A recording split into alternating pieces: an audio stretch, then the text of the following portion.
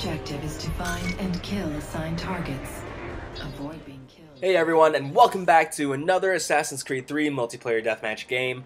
I'm Brosky, and today we're playing as Lady Maverick on the map Animus Core during the daytime, so it's all shiny and ooh, oh god. I sound like a 5-year-old just really distracted when a shiny object comes into play, but it does look pretty. Oh man. Anyway, I'm back with another Assassin's Creed deathmatch game. I think this is my... I pre-recorded some games just to kind of save some time, and this is my last deathmatch game. I'm going to see if I can throw in some other game modes as well. Someone requested assassination game type, and I think I would like to show that off as well, because assassination is the other game type that I like to play quite a bit. But I haven't really played that for a while because of the deathmatch videos, and so I think getting some more variants that way would be really fun to watch. So look out for that. But I think I wanted to show off one more deathmatch game. This one's pretty unique. It's a very intimate game. There's only like 4 other players right now, I think, 4 or 5. So you know, it's a really intimate game. It's not as action-packed as it could be, or you know, fast-paced. But this game in particular highlights one aspect of the Assassin's Creed experience, multiplayer experience, that is super important, and that is the blender ability, the blender passive ability. That ability allows your character to, whenever it enters a blend group or a moving blend group, to make a copy of itself. It's a great passive ability, and I highly recommend it. I use it for every single class that I play with.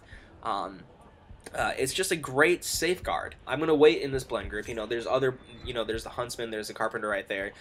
You know, if my target sees 2 Lady Mavericks, they're gonna be hesitant. They're gonna maybe want to go for the copy, and then I'll get a lure bonus and all that jazz. You know, it's a great perk, and I highly recommend it for everything.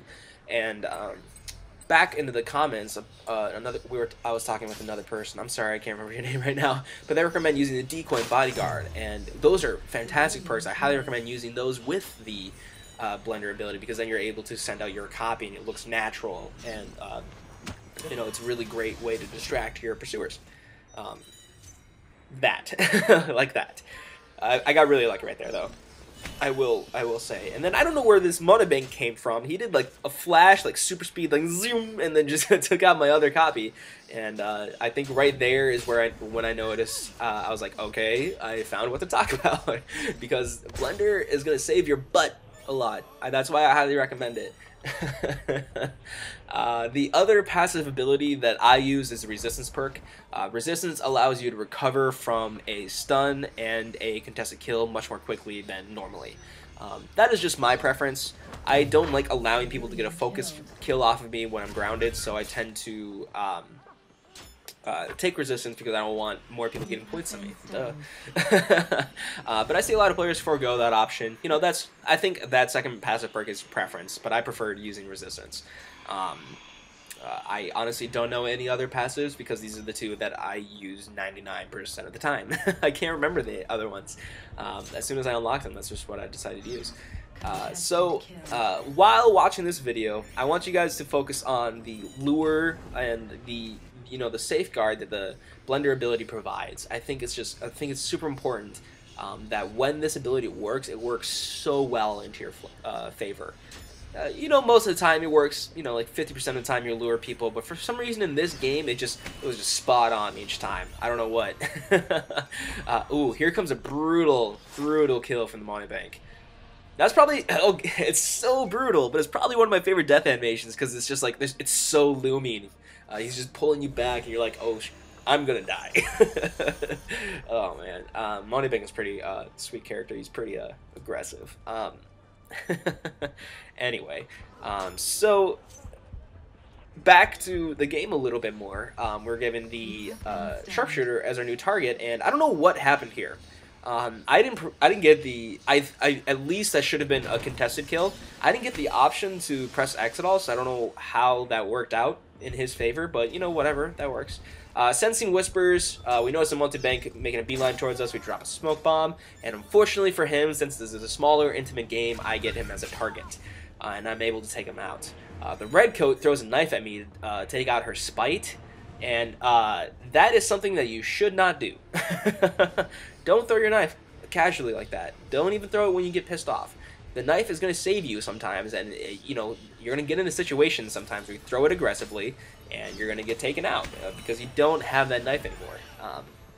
Right there was another great example of the blender ability, although it was, I would give that one as a lucky happenstance because the guy probably thought I was rushing up to stun him, but it turned out to be my copy running for the coins. So, you know, that's fine. Yes, using your abilities, you should always use your abilities to benefit you and not out of spite, like the Redcoat did. I see a lot of players will throw knives just to mess with people, or what's another ability I like to use like that? Actually, knives are pretty much a big issue right there. Don't throw your knife casually. It's going to save you more often than not, and so you should definitely use that. Let's see. Going along with that, I think knives are the best throwing ability in the game. Guns are pretty good because they provide that variety bonus as well, but they're low scoring, and the poison dart is just way too slow for my liking. And I don't know, the poison dart to me seems a little broken too, because sometimes you'll be like, sometimes you'll notice your target who's disguised and you'll lock on and you want to use a poison dart, but it won't let you because it's like you need to lock onto your opponent. It's just like it won't work, and I'm just like, this is stupid. I see him, he's right there. But you know, more often than not, I don't like to use a poison dart. The knife is very applicable to many situations, so I highly recommend working on using that. I still haven't figured out how the knife works when you have a pursuer coming towards you, you throw it, and you go for a stun or a contested kill. Like, sometimes it turns to be contested if you throw the knife at someone, like, you know, something like this, and then you die, or you get a stun fully on. I've heard people say it's within a time limit, and I've heard people say it's within a certain range. So, like, the knife will reduce the range of the action button for some characters. I'm not sure exactly, but, you know, that's something to kind of play around with. Honestly, I've had happenstances of both. So I'm not sure exactly how that's solved. I hope they kind of fix that for the Assassin's Creed 4 multiplayer experience. But we'll see once that comes out. Yeah, I don't know. So, we're in this blend group. We get taken out by the multi-bank. That, I think, might have been a little luck on his part for choosing the right target, but it did work out for him, so he did get a kill off of me, and I just kind of slump over the edge and just kind of take a dive. Anyway. Oh, man. We're going to respawn. We're going to join these blend groups over here. This wall blend group right here, these three, it's pretty decent. It's pretty good, but you do have to be aware of people above you. A lot of people like to use the roof. I don't want to call it, well, it is kind of a roof, but they like to use the center block as a way to kind of stake out their options. Unfortunately, I do take out a civilian, which is unintended, but I do join this blend group, I recover myself, and I'm able to take out the carpenter as our target. So that worked out. Actually, I think it was a disguised something or other. I can't remember. But we were able to take out a target that way, so that was pretty great. We're going to wait in this blend group, and I don't like this blend group at all. This was kind of temporary, clearly, as the multi-bank is zooming towards us. In one of the comments in the earlier videos, people, someone recommended, you know, using bodyguard or decoy as an ability, and I do like to use those abilities, but he says a smoke bomb that just kind of takes too long. But this is the type of situation where I would disagree and say smoke bomb clearly benefited me a little bit more.